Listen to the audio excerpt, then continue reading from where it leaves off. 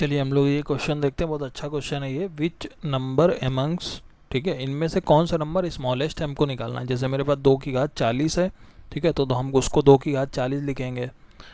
फिर उसके बाद दूसरा क्या है, 3 की घात 21, तो लिखा रहने दो। उसके बाद देखो 4 की घात 18 है, ठीक है। 4 की घात 18 को हम ऐसे लिख सकते हैं 2 का स्क्वायर। तो अगर हम इसको 4 की घात 18 को लिखेंगे तो हम लिखेंगे 2 का स्क्वायर होता है 4 और पावर है 18, यानी कि 18 दूना कितना हो जाएगा 36, यानी कि 2 की घात 36।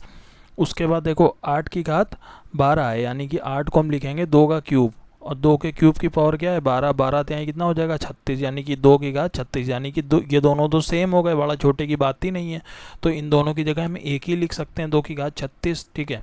अब देखो, तो अब हम इसको 2 की घात 36 लिख लेंगे, यहाँ पे लिख लेंगे 3 की घात 21, और यहाँ पे लिख लेंगे 2 की घात 40। उसके बाद देखो 40 और इन दोनों का कंपेरिजन कराओ, तो दोनों में से कौन सा बड़ा है, 2 की घात 36 बड़ा है कि 2 की घात 40, 2 की घात 40 बड़ा होगा, यानी कि इसको हटा दो, ठीक है।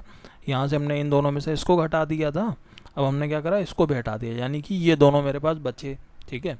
अब हम क्या करेंगे, 3 की घात 21 और 2 की घात 36 में से देखेंगे कौन बड़ा है कौन छोटा है, ठीक है। अब देखो 3 से काटो इसको, 3 सतह 21 हो जाएगा और 3 से 12 त्याई 36, यानी कि ये मेरा बचा 3 की घात 7 और ये मेरा बचा 2 की घात 12। अब 3 की घात 7 क्या होता है, देखो 3 त्रिका 9, 3 की घात 6 कितना होता है 729, और 729 का गुणा जब हम कराएंगे 3 में तो मेरा आएगा 2187, ठीक। 2 की घात 12 यानी कि 2 की घात 10 मेरा कितना होता है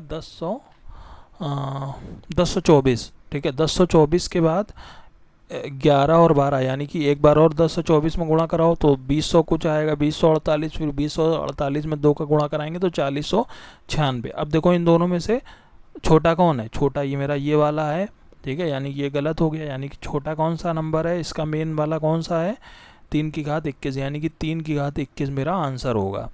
तो ये बहुत अच्छा क्वेश्चन था ये।